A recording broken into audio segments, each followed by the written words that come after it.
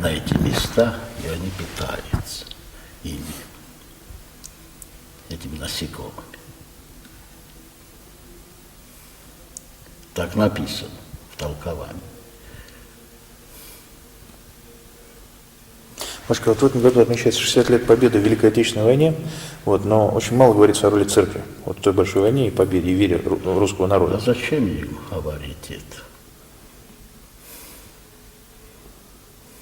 Сейчас цель разложить те, которые хотят гибели России. Они историю. Историю надо, они задачи имеют поставить в искаженном понятии, чтобы русский не знал этой истории, чтобы он... Отцы, вы видите, вы поглядите на время. Победу одержали, а мы, дети, ее потеряли.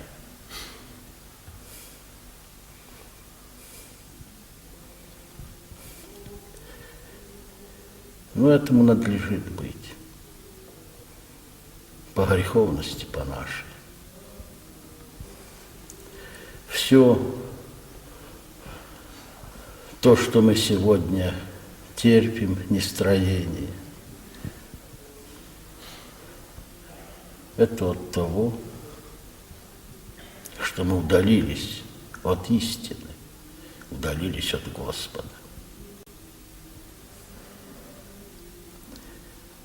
И говорю же, чем больше мы будем удаляться, тем больше мы будем нести скорбь и тесноту этой временной жизни. И тут теснота и вечность не будет надежды. Будем с Богом. Господь будет благословлять нас. И постепенно будем исправляться. И здесь будет легче нам переносить эти скорби. И в вечности будет надежда, к чему призывает православная церковь.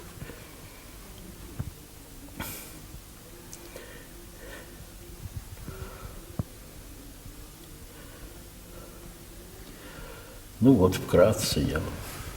Батюшка, можно еще вот вас спросить, а как вы думаете, руководство нашей страны-то, оно все-таки желает, чтобы народу стало лучше, или все-таки не будет этого? По нам правитель. Какие мы, такой правитель. А неужели не будет этому конца и края? Будет. Когда Господь повернет время.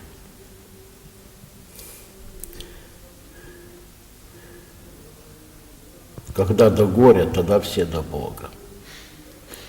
Потому в тесноте уже жесткой уздой придем мы в церковь к Богу. Будут молиться те, кто и не думал молиться, и не пойдут, а побегут. Еще не пришло время немного. Но 10-й год не за горами. А после нынешнего руководителя-то будет еще кто-нибудь лучше, хуже? Не ожидайте лучшего, милые.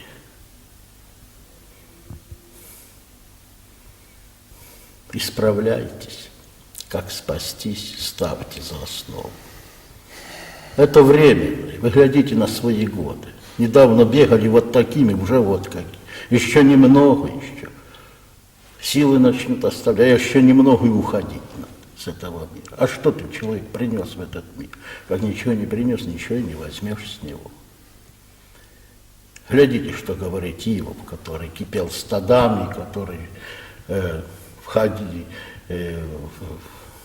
правит таким народом. Наги шеды чрева матери, наги отойду. Ничего не принес в этот мир, ничего не возьму с него.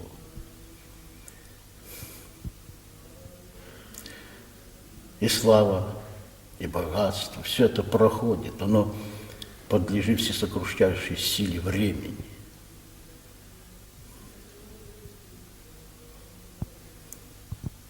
И какие были славные, и какие были и богатые, и слава их была до небес. А где они? Все ушли с этого мира, и о них забыли.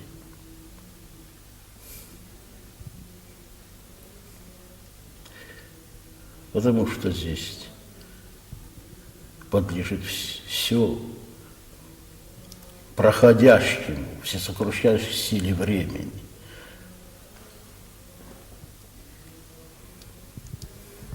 И обманывается тот, кто ставку делает на это временное. Оно проходит. А вот люди к вам приезжают со всех уголков страны. Что просят они, о чем они вот? Молитв просят. Ходатайство перед Господом. Кому что надо на потребу. Многие исцеляются. Многие получают мысль благую на сердце. Помощь Божию, ощутимую. И уезжают отсюда иными. Это ведь не мое, это Божье. Не человек освящает, не место освящает человек, а человек место. Ни одного храма на Руси вы не найдете, где двери не закрываются, где Слово Божие не умолкает, и каждодневная литургия. Ну, покуда силы есть, конечно.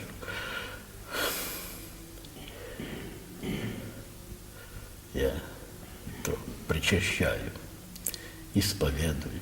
Целый день исповедь меня. Люди идут. А завтра я только общую молитву прочитаю, общую исповедь произведу, потому что всех поисповедовал сегодня.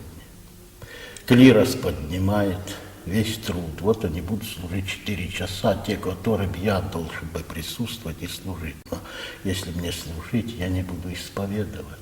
Если мне служить вот эти 4 часа до завтра, я так не смогу, да и никто не сможет. А завтра я только буду дослуживать вечернюю, буду слушать литургию, то основное, то, что надо. И вам говорю, если услышите где литургии, идите на нее и достойте до Отче наш. Приложитесь к кресту и уходите. Это 40 минут. Но у вас будет литургия. Величина ее такая, что если промолиться целые сутки, и тогда вы не перекроете этой величины. Только не ленитесь, покуда она есть. Придет время, пошли бы и не пойдете, потому что и не будет.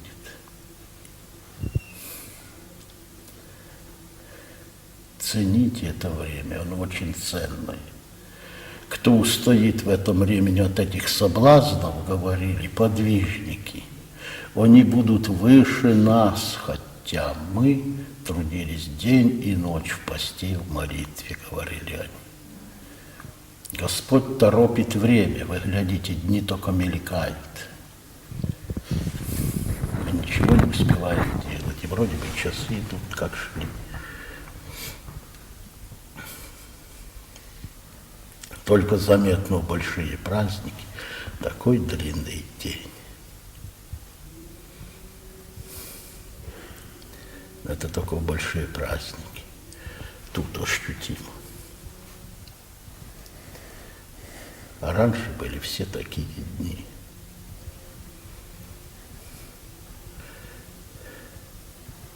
Время устремилось к своему концу.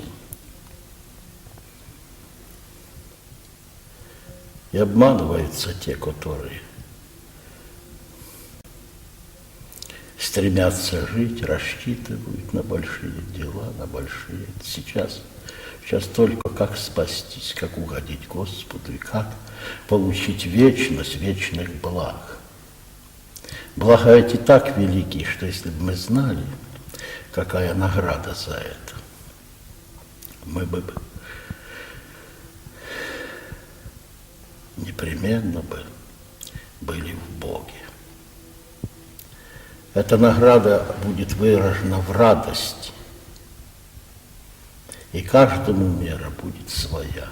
Сколько он был в добре, сколько он приобрел добрых дел, сколько он и получит. Судья праведный. Ни больше не получишь, ни меньше не получишь. Так же и грешник, в ад попавший. Ни больше мучений не получишь, ни меньше, а именно ту меру, которую заслужил, которую приобрел на земле. Почему и сказано, судья праведный, и все взвесится на весах правосудия. Я буду просить за вас, Господи, чтобы вас слагалось. Тебе отчитка нужна.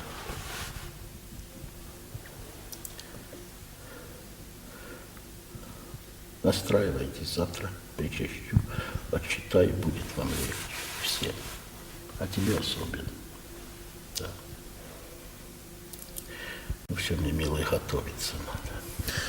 Бачка, а можно будет вот поснимать вот... Да, будет поснимать? служба, вам там станете, или где удобно. А на территории, бачка, можно поснять вот с внешнего храма, вот там вот? Строительство-то можно снять. Можно Ну, С только, людьми тоже можно говорить, да, со всеми, с вашими тут? Можно говорить.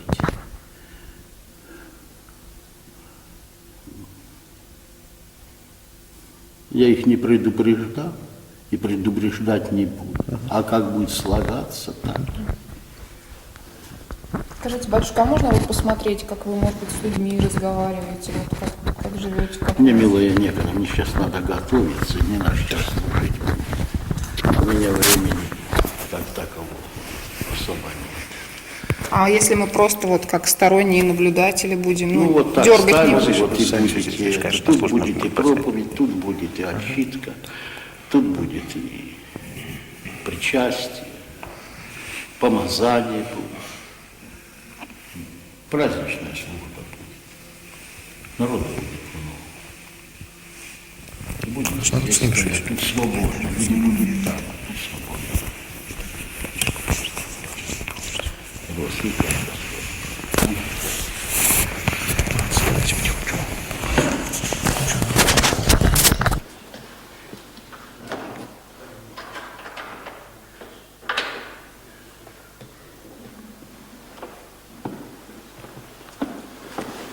Высокого